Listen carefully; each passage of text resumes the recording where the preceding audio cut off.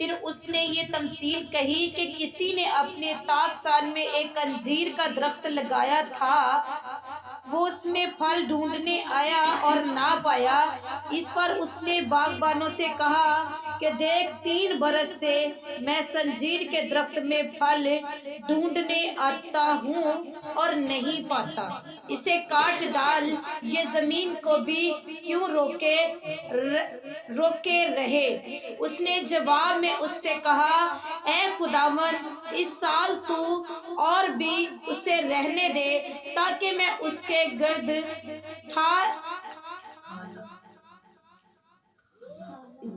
تھالہ کھودوں اور کھاد ڈالوں، اگر آگے کو پھلا تو خیر، نہیں تو اس کے بعد کاٹ ڈالوں۔ خداوند کے کلام مقدس کو پڑھے اور سنے جانے پر اس کی خاص برکت ہو۔ یہاں پر لکھا یہ ہے، غور سے سنیے گا، ہر ایک انسان کے لیے جو کہتا ہے کہ میں 20 سال سے خداوند میں ہوں، میں 40 سال سے ہوں، میں 10 سال سے ہوں، میں 6 ماہ سے ہوں، میں 5 ماہ سے ہوں، میں 1 دن سے، میں 40 دن سے، ہر ایک انسان کے لیے یہ ہے۔ کہتا کہ پھر اس نے یہ تمثیل کہی کہ اپنے طاقسان میں ایک انجیر کا درخت لگایا تھا۔ کیا کیا تھا اس نے؟ ایک درخت لگایا تھا۔ جب ہم درخت لگا لیتے ہیں تو ہماری کیا امید ہوتی ہے کہ یہ پھل لائے گا۔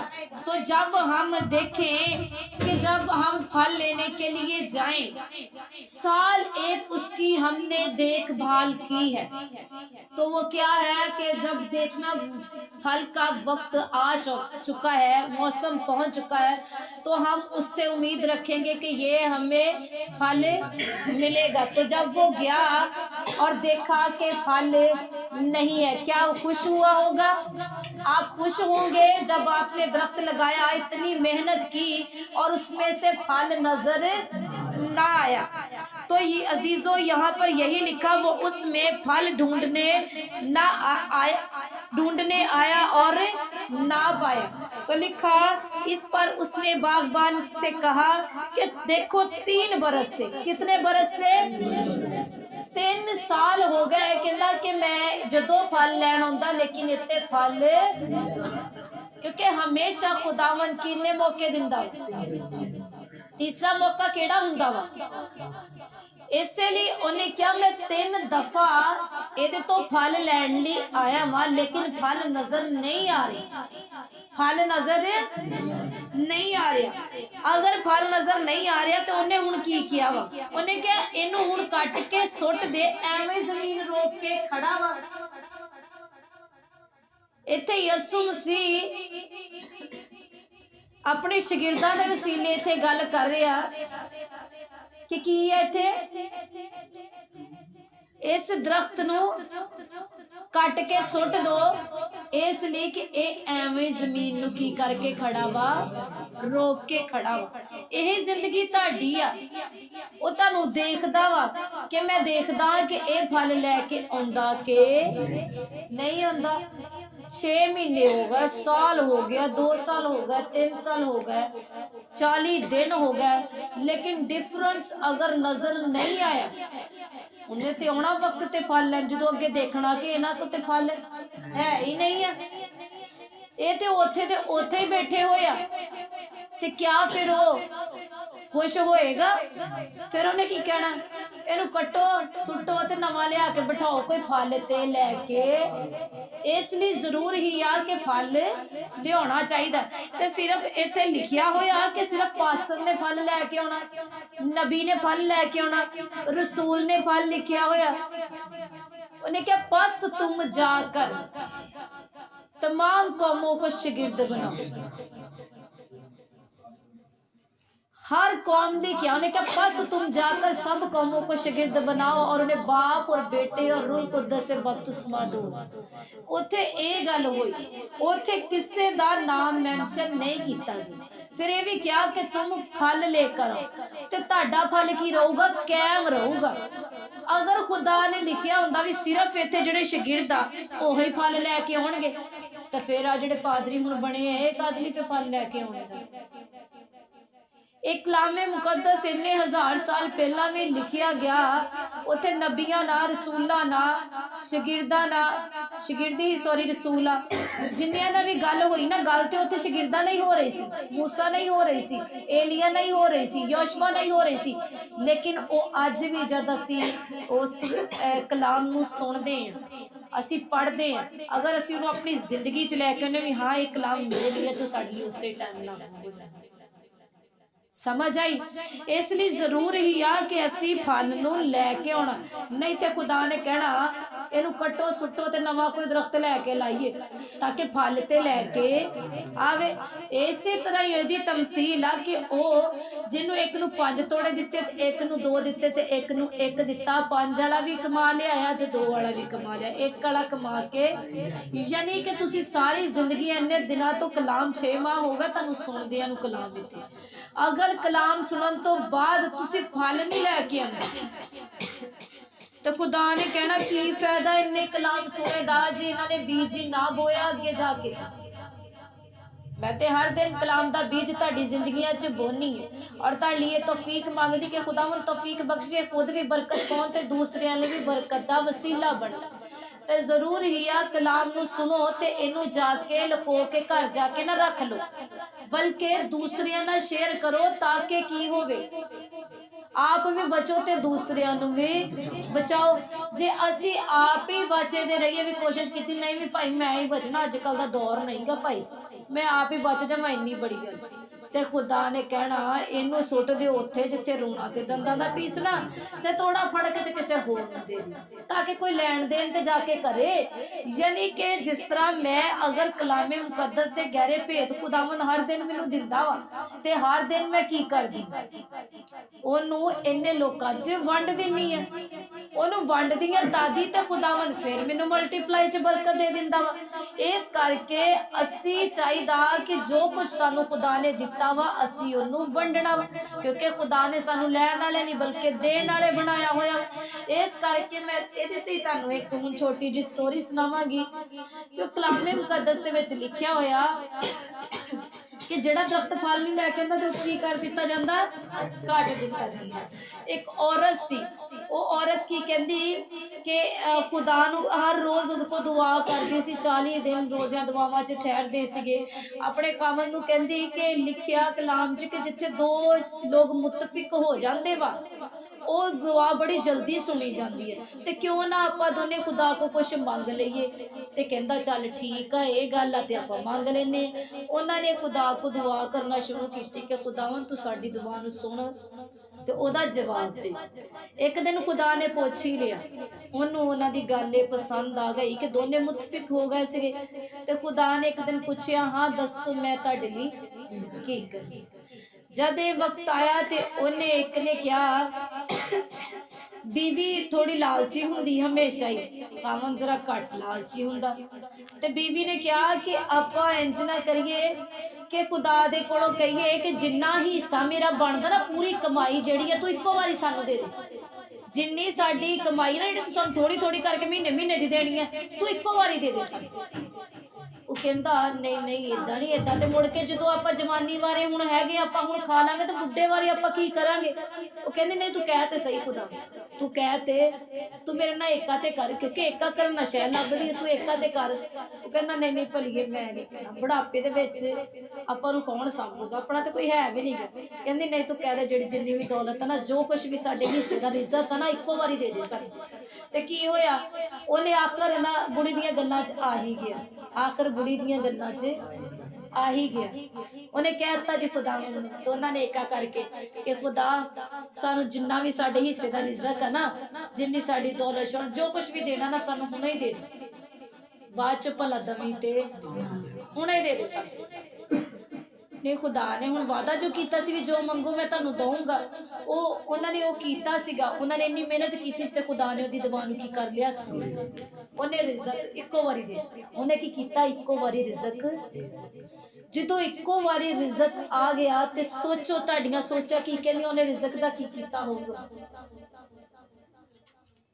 किसे दे ख्याल है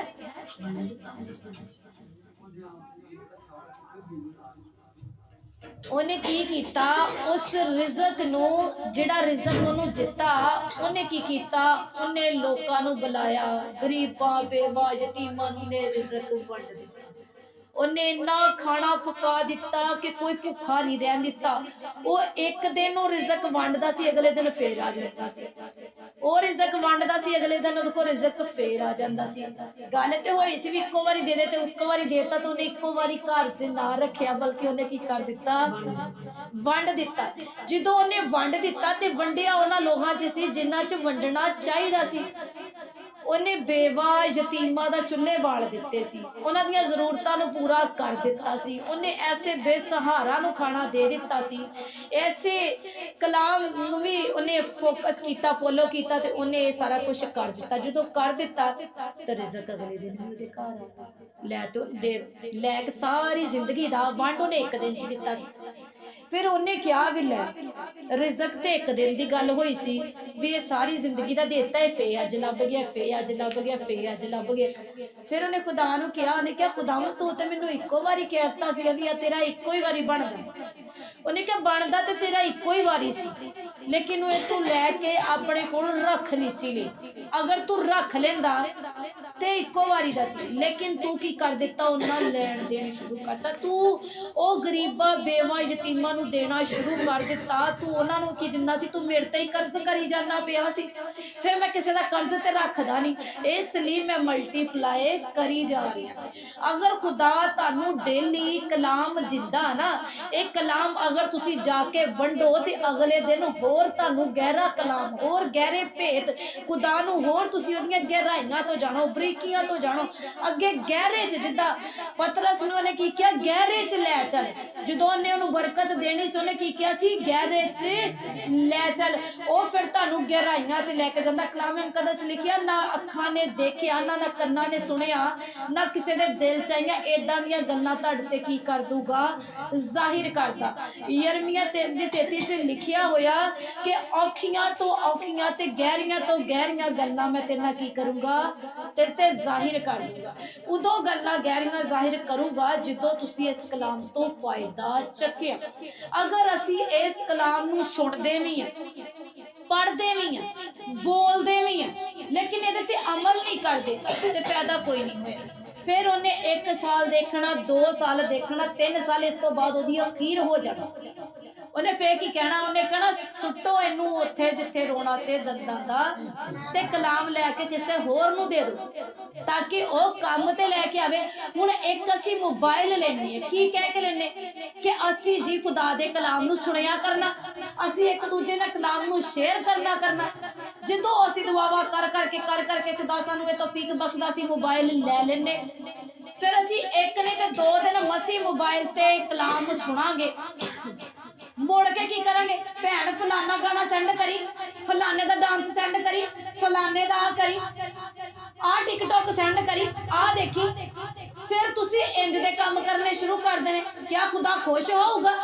ਉਹਨੇ ਕਿਹਾ ਇੱਕ ਤਰ੍ਹਾਂ, ਇੱਕ ਉਹਦੇ ਚੋਂ ਖੂਹੇ ਦੇ ਵਿੱਚੋਂ, ਇੱਕ ਵਾਟਰ ਪੰਪ ਦੇ ਵਿੱਚੋਂ 2 ਤਰ੍ਹਾਂ ਦਾ ਪਾਣੀ ਨਹੀਂ ਨਿਕਲ ਸਕਦਾ। ਇੱਕ ਚਸ਼ਮੇ ਚੋਂ 2 ਤਰ੍ਹਾਂ ਦਾ ਪਾਣੀ ਨਹੀਂ ਨਿਕਲ ਸਕਦਾ। ਇੱਕ ਚੋਂ ਤੁਸੀਂ ਕਹਿੰਦੇ ਅਸੀਂ ਜੀ ਦੁਆ ਕਰਿਆ ਕਰਨੀ, ਅਸੀਂ ਜੀ ਪ੍ਰਸਤਿਸ਼ ਬਹੁਤ ਕਰਦੇ, ਅਸੀਂ ਜੀ ਆਹ ਕਰਦੇ, ਦੂਸਰੇ ਪਾਸੇ ਅਸੀਂ ਉੱਥੇ ਮੁਕਰਨੇ ਪਏ, ਭੈਣ ਟਿਕਟੌਕ ਤੇ ਭੇਜੀ ਮੇਰੇ ਕੋਲ ਤੇ ਹੈ ਨਹੀਂ, ਫਲਾਣੇ ਦਾ ਡਾਂਸ ਤੇ ਭੇਜੀ ਮੇਰੇ ਕੋਲ ਤੇ ਨਹੀਂ। ਵਾਹ ਡਾਂਸ, ਵਾਹ ਡਾਂਸ। ਮੇਰੇ ਤਾਂ ਅਖੀਰ ਤੁਸੀਂ ਕਰ ਦਿੰਦੇ। ਸ਼ਰਮਿੰਦਗੀ ਦੀ ਕੋਈ ਹੱਦ ਹੁੰਦੀ, ਲੇਕਿਨ ਤੁਸੀਂ ਅਖੀਰ ਹੀ ਕਰ ਦਿੰਦੇ ਹੋ। ਖੁਦਾ ਅੱਜ ਖੂਨ ਦੇ ਆਂਸੂ ਰੋਂਦਾ, ਤੁਸੀਂ ਰਵਾਉਂਦੇ ਉਹਨੂੰ ਹਰ ਦਿਨ ਉਹਦੀ ਨਾਫਰਮਾਨੀ ਕਰਕੇ। ਕਲਾਮ 'ਚ ਲਿਖਿਆ ਇਸ ਜੱਗ ਦੇ ਰੂਪ ਜੇ ਨਾ ਬਣੋ, ਲੇਕਿਨ ਤੁਸੀਂ ਹਰ ਦਿਨ ਬਣ ਕੇ ਵਿਖਾਉਂਦੇ। ਤੁਸੀਂ ਫਿਰ ਪਖੰਡੀ ਮਸੀਹ ਜਾਂ ਫਿਰ ਟਾਈਮ ਕਿਉਂ ਜ਼ਾਇਆ ਕਰਦੇ? ਫਿਰ ਤੁਸੀਂ ਇੱਕੋ ਹੀ ਪਾਸੇ ਲੱਗੇ ਰਹੋ ਨਾ, ਫਿਰ ਕੀ ਫਾਇਦਾ ਵਾ? ਇਧਰੋਂ ਯਸੂ ਵੀ ਕਰੀ ਜਾਣਾ, ਇਧਰੋਂ ਸ਼ੈਤਾਨ ਵੀ ਕਰੀ ਜਾਣਾ, ਉਹਨੂੰ ਵੀ ਮੋਢੇ 'ਚ ਸਾਰੀ ਦਿਹਾੜੀ ਝੂਟੇ ਦੇਣੇ, ਤੇ ਫਿਰ ਆ ਕੇ ਸ਼ਾਮ ਨੂੰ ਖੁਦਾ ਕਰਨ ਲੱਗ ਪੈਣਾ। ਤੇ ਕੀ ਫਾਇਦਾ ਉਸ ਖੁਦਾ ਕੀਤੇ ਦਾ, ਜਦੋਂ ਤੁਸੀਂ 1 ਮਿੰਟ 'ਚ ਕੀਤੀ ਖੂਹ 'ਚ ਪਾ ਦਿੱਤੀ।